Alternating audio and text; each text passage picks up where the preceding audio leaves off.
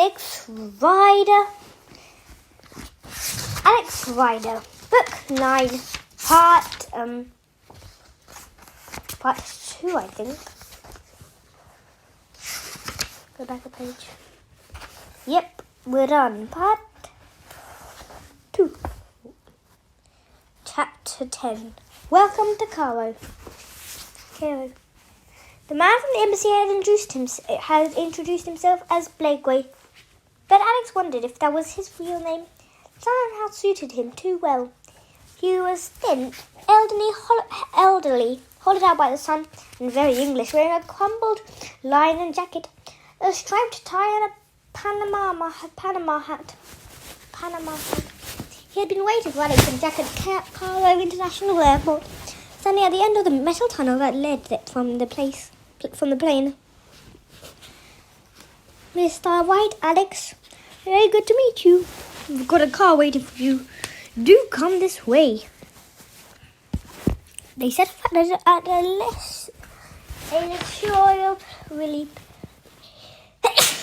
leisurely pace. Blakeway didn't look like the sort of man who ever hurried, but it was good having him with them. They were waved through passport control. They didn't have to join the long queues or buy $20 entry visas from the banking kiosks.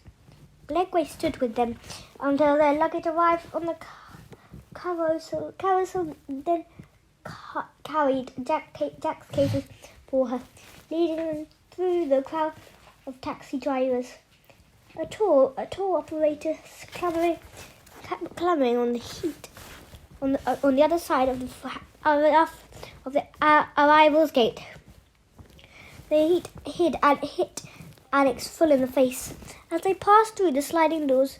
Like the terminal behind them, it was almost like stepping into a furnace. Within seconds, his clothes were sticking to him, and he felt his case dragging him down. Meanwhile, Blakeway was looking around the concourse. Where's Ahmed? I told him I'd only be a few minutes. Ah, there he is. He waved at an official-looking black saloon car, which drew up in front of him. A small round-faced man in a white shirt and dark trousers leapt out and began to busy himself with the luggage. That's better. You two can hop in the back. The car's got air conditioning. Thank goodness it shouldn't take us long to get across the Cairo, apart from the blasted traffic. A minute later, they were on their way. The car was cool inside and the seats were soft and comfortable. But Alice couldn't relax. He was worn out from the long journey, and although he was desperately wanted to fall asleep, he knew it wasn't going to happen. London didn't just seem a 5-hour flight away. It was another world. He wondered when he would see it again. What a fool he had been to think that MI6 would ever leave him alone. Perhaps it had been the same for his uncle, Iron Rider, and his parents. They all discovered the same thing in the end. There was no way out. Sitting next to him, her head resting against the window, Jack Starbright seemed to know exactly what he was thinking. She was wearing large sunglasses that covered most of her face, along with a floppy white hat. But he could tell she was concerned about him. She suddenly reached across and put her hand on his arm. We don't have to stay, she said quietly, so that Blake wouldn't hear. I know it's a flight to New York, leaving in 3 hours. We could be on it. We're here now, Jack. We might as well see what it's like. Was that even possible? Could they still leave? I just wonder what happened if he asked the car to turn around. If he tried to get back on the plane, would MI6 let him leave Cairo? Ireland wanted him here, and that was where he was. And there would be no departure until the job had been done. All right in the back? Blakeway asked. He might have overheard them talking after all. We've got some water here if you need it. Just shout. He had said the traffic would be bad, and he hadn't been exaggerating. It was horrendous. They had joined a 6-lane motorway, but there still wasn't enough room for thousands of cars jammed together. The drivers hooting at one another furiously as if it wouldn't make any difference at all. Alex stared out of the window. It seemed to him that they had driven into a nightmare of steel and concrete. of sand and dust. Old-fashioned office blocks. And next to crumbling houses, here and there, slender towers rose over the domes of mosques, but they were hemmed in by radio masts, electricity pylons, and cranes. Tons and tons of ironwork fighting for control of the sky. Alex's first impression was that Cairo was a very ugly city. It certainly wasn't somewhere he would have chosen to live. Somehow they fought their way through to the other side. The traffic thinned out a little, and they found themselves in a suburb, quite less densely populated, but still less than welcoming. Everything seemed half-finished. They were driving down a street with palm trees and expensive Arabic-style villas on one side, but piles of rubble and broken-down fences on the other. For the first time Alex saw the desert. It was there. In the middle distance, an endless wave of drab yellow sand. It was as if Cairo didn't dare go any further. It just stopped. Next to it there was nothing. Not much further. Blakeway said. He sounded remarkably cheerful. Alex wondered how long he had been here.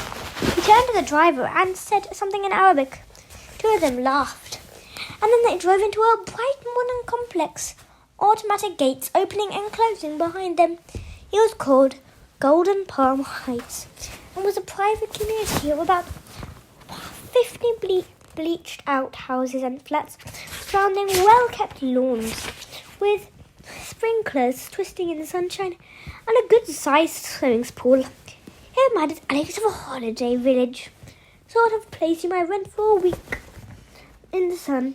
The car drew up beside a neat block of flats with terraces overlooking the pool. This is it. Let's go in. Ahmed can bring up the luggage. They followed Blakeway up a staircase to a 2-bedroom flat in the first floor. The door was open and he showed them into a light modern space, and with marble floors and air conditioning, and an open plan living room with sliding windows leading onto the balcony. There was a large fridge, freezer, an electric oven, and microwave opposite a breakfast bar with stools, and slightly old-fashioned TV stood in a corner with a cactus sitting on top. Everything was very clean. He looked comfortable after the long journey. Alex had to admit that he was pleasantly surprised. "I'll leave you now," Blakeway announced. You'll want to unpack and go for a swim. If you need anything, this is my number here. He took out a business card and snapped it down. You're only 5 minutes from Cairo College, and I'm sure someone will turn up to show you around. Quite a lot of students and some of the teachers live here at Gold Palm Heights. They'll be around 4 o'clock. They'll be back around 4 o'clock after school, and there's usually a rush for the pool. I expect it's quite strange for you, Alex, being the new boy and all that. He went over to the window and glanced out to make sure they were alone. When he turned round, his voice was lower than he almost sounded nervous. I told that one of you people be coming here on Sunday evening, he went on. He'll pass on further instructions and see that you're properly equipped. But that gives you the weekend to acclimatize yourself. See a bit of Cairo. It's not such a bad place once you get to know it. Well, I wish you good luck, Alex, what it's worth. I've heard about you, a few whispers anyway. It's very good to have met you. He called Ahmed, and the two of them left. Jack watched the car disappear through the gates. They were finally on their alone. A swim, something to eat or asleep? Or asleep, she asked. All three, Alex replied. But let's start with the swim. Jack was keen to unpack, so Alex dragged a pair of trunks out of his case, changed and went down alone. He dived straight in and did 6 lengths, pounding through the cold water. leaving the heat and the grime behind him. He was still there, splashing and enjoying himself. When the first students at Cairo College arrived back at the Gold Palm Heights, threw off their backpacks and clothes and dived in with him. Almost at once he found himself surrounded by 2 boys and a girl who were all about the same age as him, and who seemed delighted to have a new face in the complex. The 2 boys were Australian Craig Stevens and Simon Shaw. Craig was tall for his age. In fact, he was huge and needed to shave but didn't. Simon looked like a surfer, but his tanned skin and long fair hair right down to the bead necklace and brightly coloured swimming trunks. The girl was called Jodie, and although she had been born in England, she had lived most of her life abroad. Her parents were both teachers, fortunately not at the CIE. She had freckles and straw-coloured hair, cut short, and Alex liked her at once. Cairo College isn't too bad, she told him, in answer to his questions. It's pretty relaxed, and the teachers are okay. I spent 2 years in Singapore, and that was miserable. How come you're out here? Craig asked Alex. Like Simon, his father worked in the oil industry. Quite a few of the family at the school was supported by Shell or BP. It was a moment Alex had been dreading. It was hard enough making new friends. Doing so at the basic of the lie, it made it 10 times worse. But he had no choice.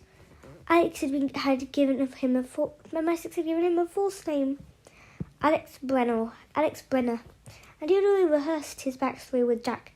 She would support him if anyone asked her. I don't have any parents, he explained. My uncle works for an international bank, and the company's recently started working in the Middle East. He's not here right now. I have a sort of guardian who looks after me. Everyone just decides it will be easier for us to be here. Like all good lies, the story contained a lot of truth.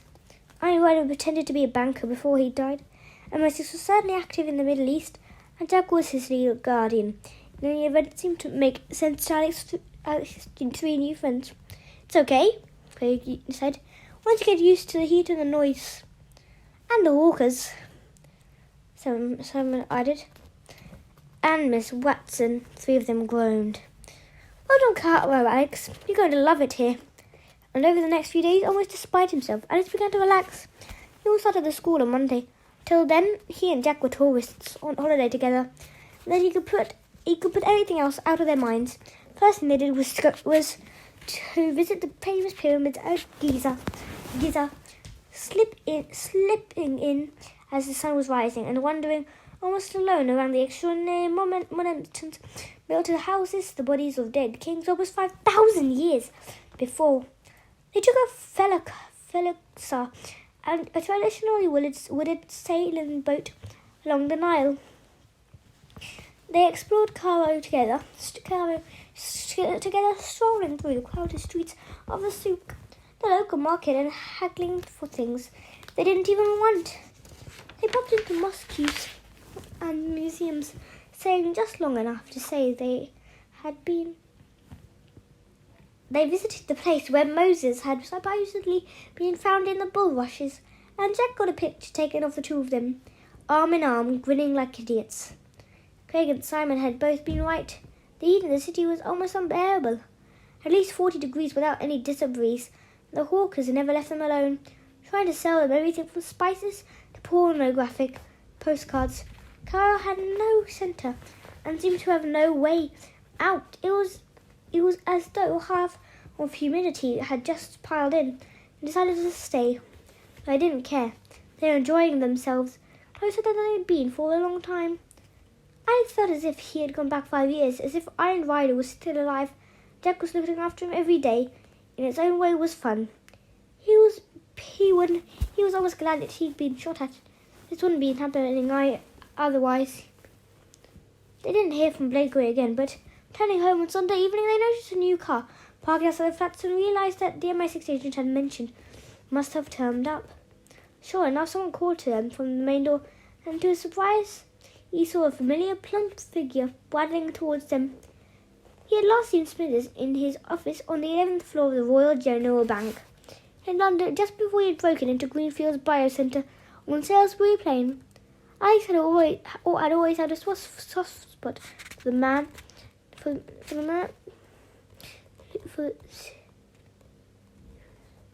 Soft spot.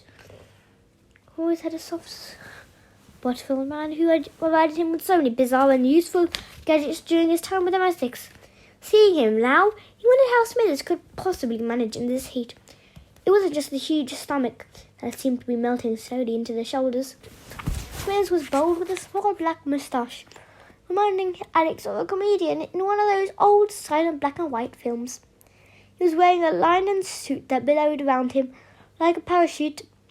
He was mopping his head with an oversized silk handkerchief, but as he drew up in front of them, and he stuffed it back into his pocket. Assalamu alaikum, Alex, Smithers chortled. That's Arabic for good evening. And you must be Jack Starbright. How very nice to meet you. What are you doing out here, Mr. Smithers? Alex asked.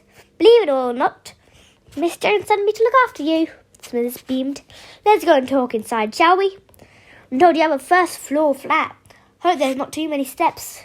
Made their way up, and soon the three of them were sitting around the living room table. Alex had a glass of iced grenadine, still his favourite drink.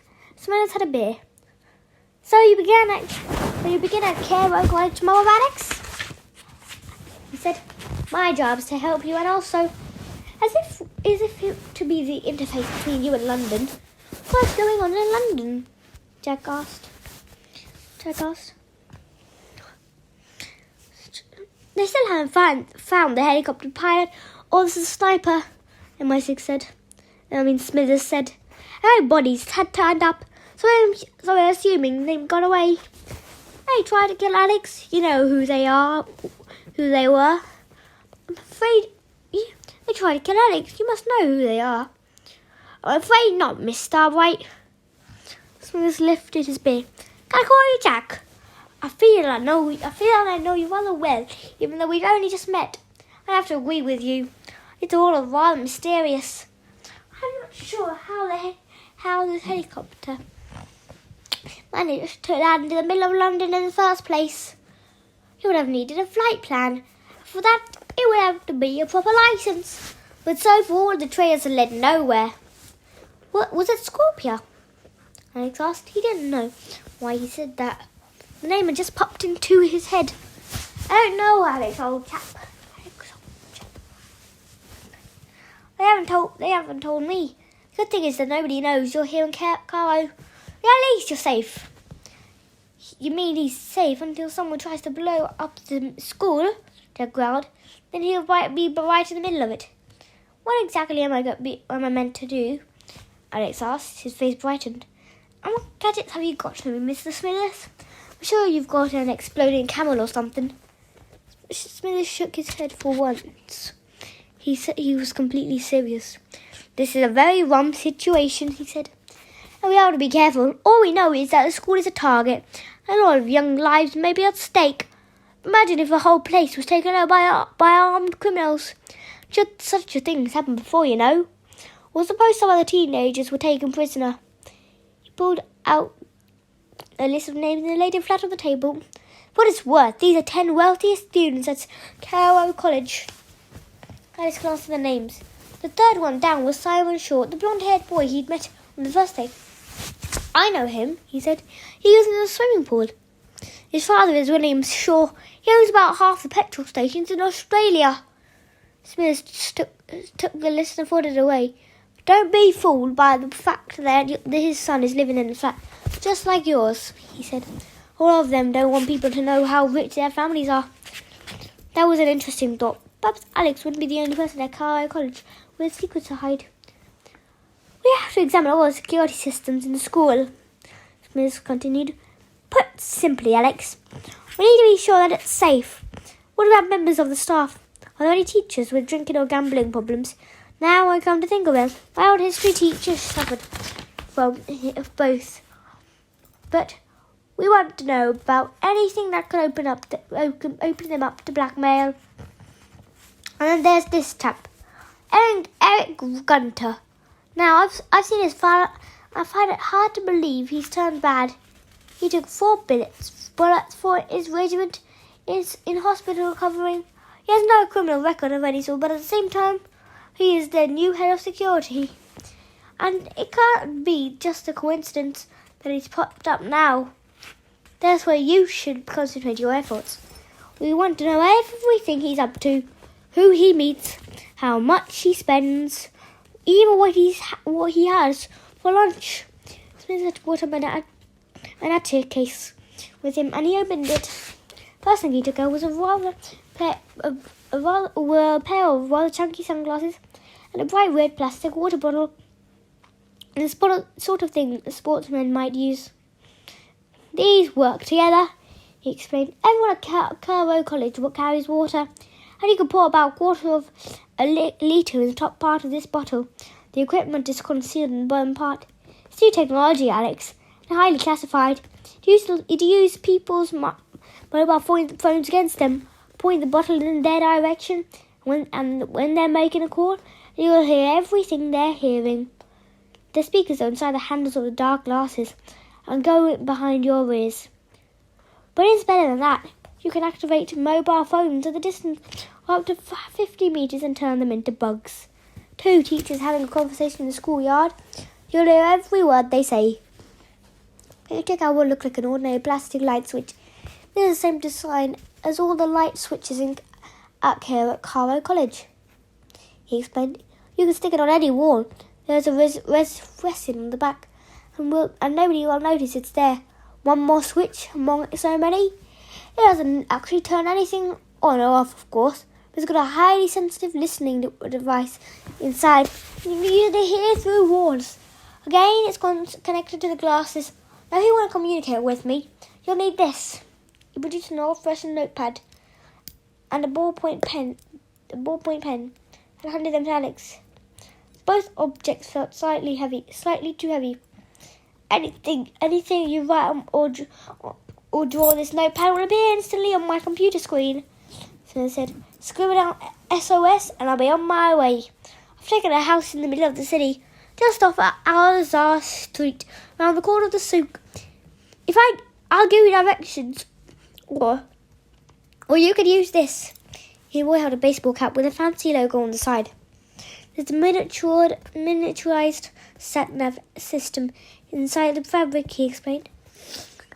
The whole thing is self-powered. The logo is a solar panel, and there's an audio feed that connects to the sunglasses. I got a rather good name for it. Hat-nav, Alex suggested. You're one step ahead of me, Smith chortled. Then took out his handkerchief and patted at his face. Trouble with this country is it's damnably hot, he said. I'm going for a swim, Alex said. You can come with me. No, thank you, old chap. I'll never swim. I once invented a miniature submarine, but it was pretty hopeless. For a start, I couldn't fit into it, and floating doesn't come natural to me. But you enjoy yourself.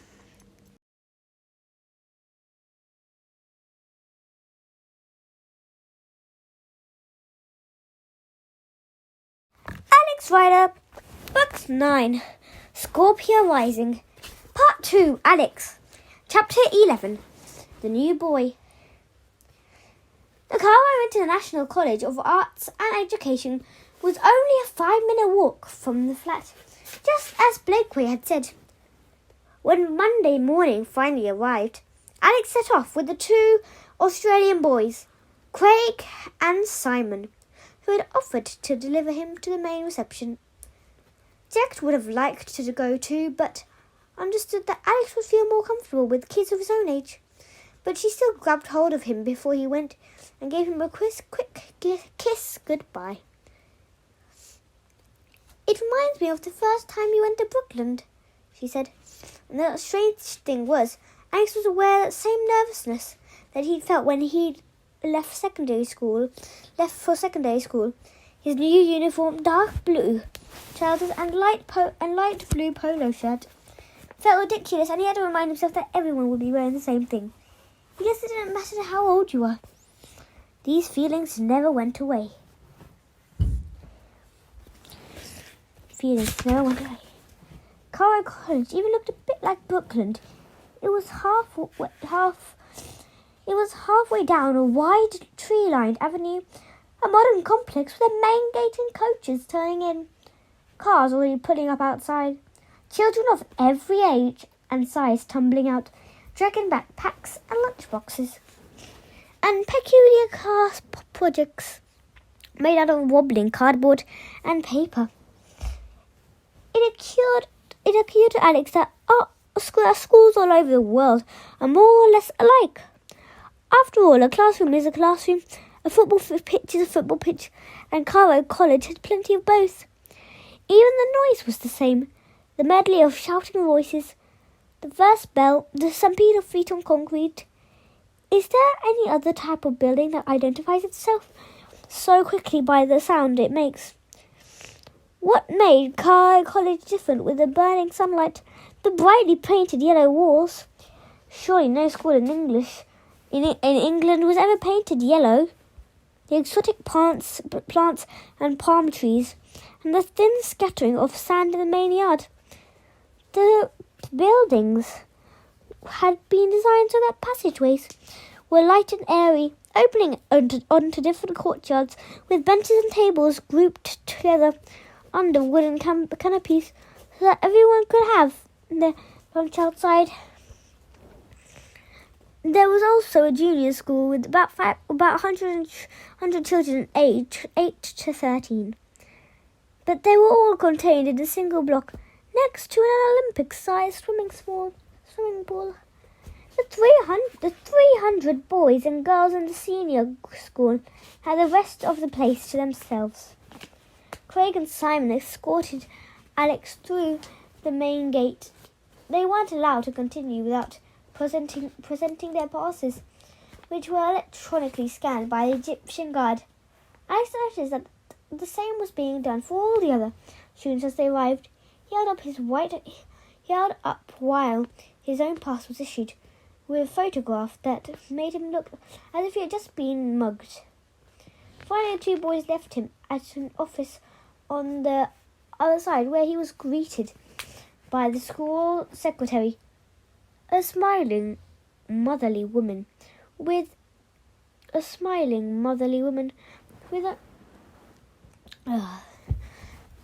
thick Yorkshire accent. It made him fill out a lot of forms,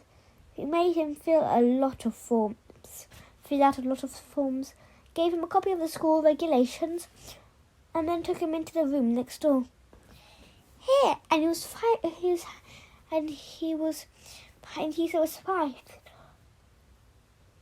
to find himself shaking hands with a Carroll College.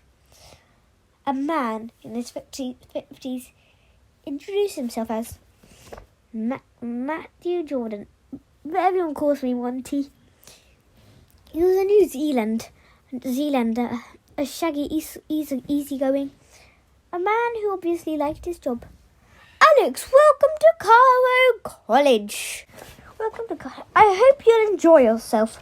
I guess it'll all be a bit strange at first, but we try to take things easy here. We don't like bullies and we don't like show-offs. But you don't look either, so I'm sure you'll fit in fine. If you have any office problems, my office is always open. Every new kid who comes here gets mentored. Yours is waiting outside. Her name is Gabriella, and I'm sure the two of you will get along. Good luck. I will see you around. Gabriella was 16, and it turned out the daughter of the Italian ambassador in Cairo. She had been at the school for 3 years, and she wasted no time telling Alex was looking forward to leaving. She already seemed to be bursting out of her uniform. Her nails were painted bright red from the way she walked. It was as if the whole place belonged to her. She took Alex to morning assembly class registration, then to his first lesson. After that, he didn't see her again. Monday at Carroll College, it began with four one-hour lessons, followed by lunch. The college taught exactly the same subjects as an English school, with a single exception that there was no religious studies. Perhaps it was too sensitive as an area in an Islamic country. The lessons were also more relaxed as the class sizes was with only 15 or 16 students were small. Like the teachers came from all over the world, and maybe because they were so far from home, they all felt a need to mix in. Alex's math teacher was from America. His history teacher was South African, and his English teacher was actually Japanese. He wasn't on his first name with them, but I thought that if he stayed at school long enough, he could easily become so. Lunch was served in the courtyard, a choice of salads, sandwiches, wraps, and pizzas. Again, because this was Egypt, there was no ham or pork.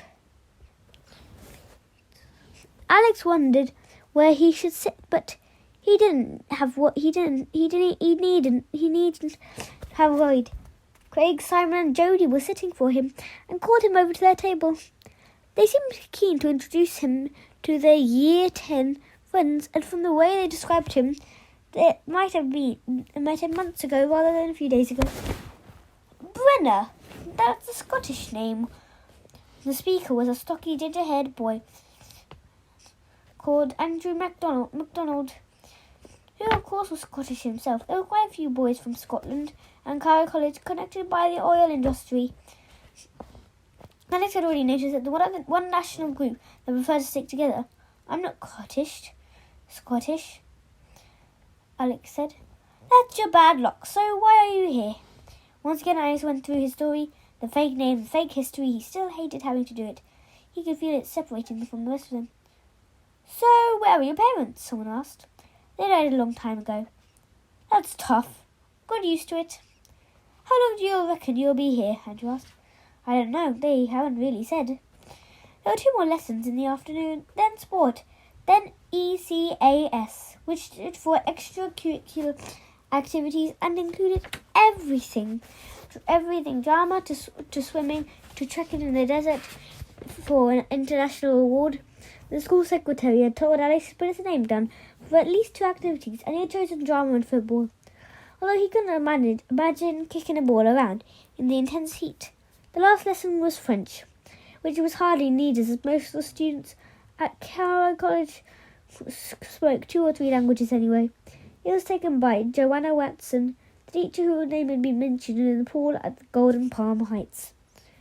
I suppose that every school had to have a Miss Watson, permanently scowling and short-tempered, unloved, and proud of it.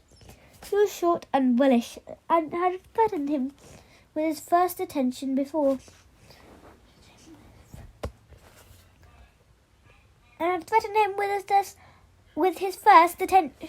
Detention before she introduced.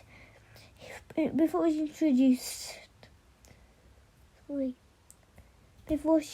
introduced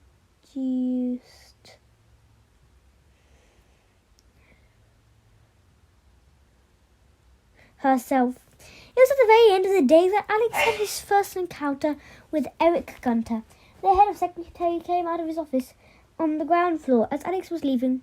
The 2 of them were standing face to face and they eyed each other warily. Good afternoon. You're the new boy, Alex. Alex Brenner. Isn't that right? Yes, sir. I'm Eric Gunter. Alex recognised the Glasgow accent. I'm also new here. I just started a few weeks ago. Gunter was younger than Alex had expected. Not quite 30. It was obvious that he'd been in the army. He was incredibly fit with sort of overdeveloped muscles that might have been made for tattoos. Not that Alex could actually see them beneath a black suit. His dark hair was shaved close to the scalp, leaving only a shadow on his skin. He had a high forehead and glinting sunken eyes. He wasn't tall. In fact, he and Alex were about the same height, but Alex had no doubt that if it ever came to a fight, Gunter would be faster, stronger, and dirtier than him. He decided at once that it would never happen. If Gunter was involved in some sort of correspondence, MI6 could deal with him. This one man, he would leave well alone. Are you a teacher here? Alex asked. He felt the need to say something. No, I look after security. Do you feel secure, Brenner? Yes, sir. Good. Well, keep out of trouble, and you'll stay that way. I'll see you around. Gunter walked to the main entrance. I saw they moved with difficulty, and even had trouble opening the door. It wasn't slow, but his whole body somehow lopsided. It was as if the different parts weren't receiving the right signals from his brain. Nothing about him quite worked, and I just remember that he had been shot several times in Afghanistan. Was he really the enemy? The man was a war hero, and in his own way, he had been friendly enough. I had felt bad about spying on him. As far as Alex was concerned, that should have been the end of his first day at Carlisle College. He was looking forward to getting back to our flat and telling Jack everything that happened. There was still the last encounter waiting for him. It was a very strange one. He managed to drift behind the other students and was virtually alone as he walked towards the main gate. The guards were checking everyone's ID and the last coach was pulling out. The sun hadn't started to sink, but there was a pink hue in the sky and a sense of calm in the air. I dug out his card so that it could be seen, and it was then that he got the impression he was being watched. Actually, it was stronger than that. He was quite certain of it. It was like an electric shock, a shudder of something running through him as he became aware of somebody's eyes boring into him. Suddenly he turned his head, and for just a moment he spotted a figure in a downstairs window looking at him from behind the glass. It was Gunter's office. Alex was sure of it, but it couldn't be Gunter, as Alex had just seen him leave. It looked like a boy. Alex could see he was wearing school uniform, a glimpse of fair hair. The boy's face was almost a blur. I tried to make it out, but almost at once the boy moved away and instantly disappeared like a mirage in the desert. Perhaps he had never been there at all. But in that brief second, the heat of the afternoon was replaced by a shiver of something that Alex didn't quite recognize. It was as if something unpleasant from the past had chosen to reappear. He stopped and took a deep breath, forcing himself to forget what had just happened. He was allowing things to get on top of him. He had to focus his mind on what lay ahead. The window was empty. Alex hurried through the main gate. He didn't look back. Jack was waiting for him when he got home. He spent the morning at the famous Egyptian Museum, looking at the treasures of the boy king, Tutankhamun. In the afternoon, she'd gone shopping, and she'd even met some of the parents living at Gold Palm Heights. They'd all been very welcoming, like their children. They were displaced and needed to make friends. I told her quickly about his first day at the college. You know, I think I'm actually going to look quite like it there. Everyone's really friendly, the school's okay. At least it's not raining.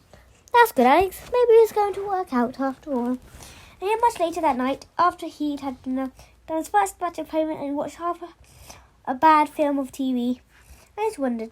He had taken the smaller of the two bedrooms and was sitting on a desk with views over the back of the complex. There were no curtains, so the night was very black, dotted with stars. The air conditioning was on full, and he could feel it blasting over his shoulders. He opened his laptop and logged into Facebook. The photograph on his profile page had been taken on a mountain holiday with his uncle, Iron Rider. The two of them were sitting next to each other on a ridge, both with ropes coiled over their shoulders. He wondered why he had chosen it. He had 18 messages, nearly all from his friends at Brooklyn. The first one was from Tom Harris. Hey, Alex, where are you, man? I'm out of hospital, and now I know what it feels like to be shot, hurt like hell. Thanks for dragging me down, as I'd have just stood there and let that nutter hit me a second time. I guess he was aiming at you, yes? Hope this doesn't mean you're in trouble again. Let me know if you can. Everyone was talking about it. Brooklyn on news at 10. Daily Mail. Sun Act. No, now we are not allowing to talk to anyone. Typing this with one hand. 2 weeks off school plus counselling. Ha ha ha. Tom. He really looked through the others but didn't reply. How could he explain what had happened in the last few days? Finally, he opened a message from Sabina. Alex, we saw Brooklyn on the TV and we heard what happened. Can't believe someone tried to shoot you. Where are you now? Mom and Dad really worried about you, and guess this has got something to do with you-know-who. You said you weren't getting into all that again. James told me you've disappeared, so I hope you're somewhere safe. Let me know. Sab XXX. Sitting on his own, framed against the darkness, and Alex suddenly felt isolated, as if he was trapped in some sort of cyberspace. As if he was trapped in some sort of cyberspace.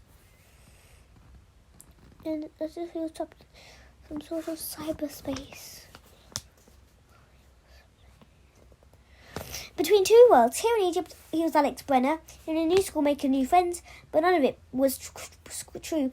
And as soon as the job was done, MI6 would pull him out and he would disappear so totally and so immediately that it would be as someone had pressed the delete key. And he what of his old friends, his real life in London? After all had happened, would he be able to return to it, or had the sniper snatched it away for good? He was about to turn the computer off and go to bed when he noticed he'd been sent an email.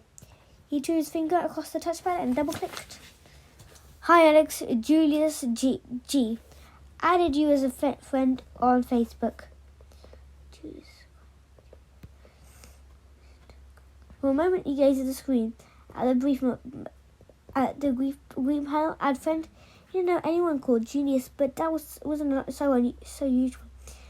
He'd connected with lots of people he'd never met. So why did the name make him feel so uneasy? He thought again of the boy he had glimpsed in the window at Cairo College. It had been a boy, he was sure of it. By now Alex felt he needed all the friends he could get, but not this one. He didn't know why, but some instinct told him to stay away. Alex clicked ignore on his Facebook page. He turned off the computer and went to bed. Over the next fortnight, Alex fell into a natural rhythm of Cairo College. Mondays were the quietest days of the week. Wednesdays was the worst. With the biggest pile of homework. School food was okay, so long as you avoid the pasta. He worked out which teachers he liked best, and which he preferred to avoid, and he made plenty of friends.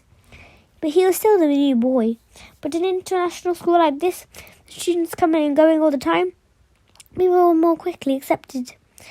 Early in the second week, he was called in Monty Jordan's office and giving his first report. You're doing very well, Alex, the head teacher told him. Your teachers all say you're making good progress, although Miss Watson thinks you could focus a little more in French. How are you finding it? I'm okay, thank you, sir. Good, I'm glad to hear it. By the way, I see you've applied to join my politics set. This was the extracurricular activities. Isaac, Craig, and the Scottish boy, Andrew, were both in this group, which met once a week to discuss stories that had appeared in newspapers.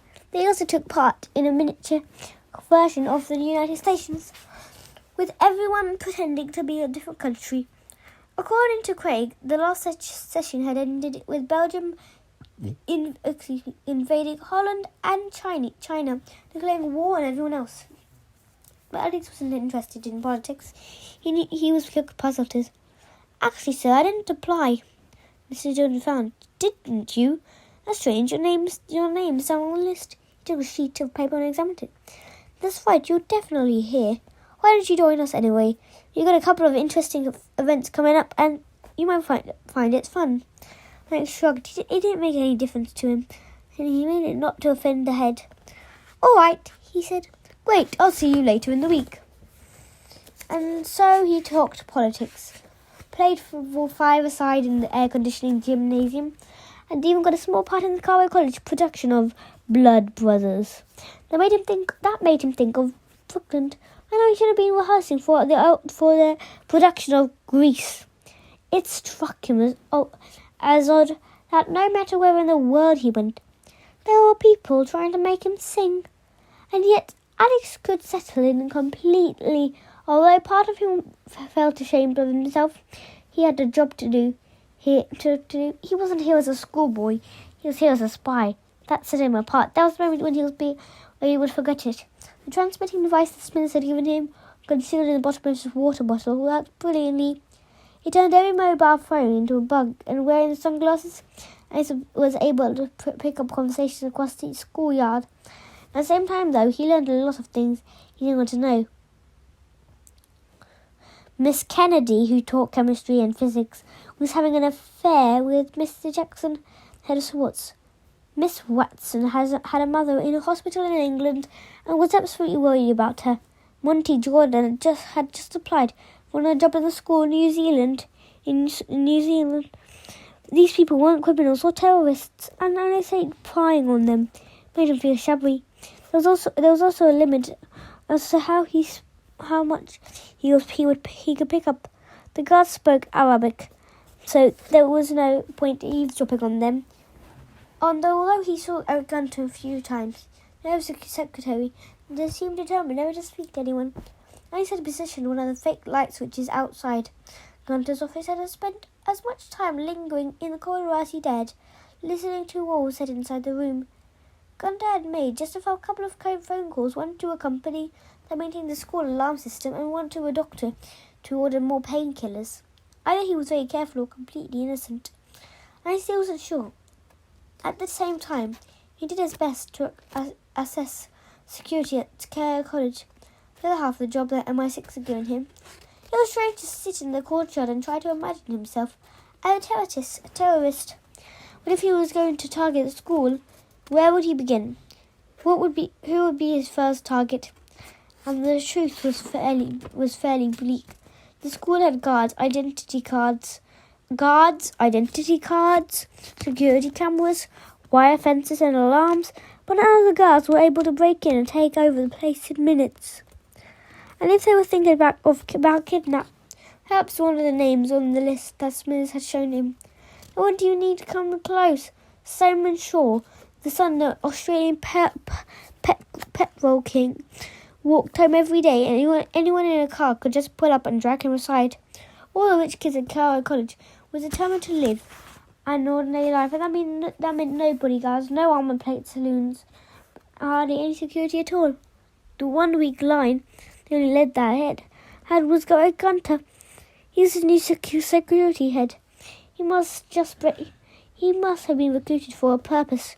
If Alex could just break into his office, perhaps he might be able to pick up a clue and bring this whole business to an end.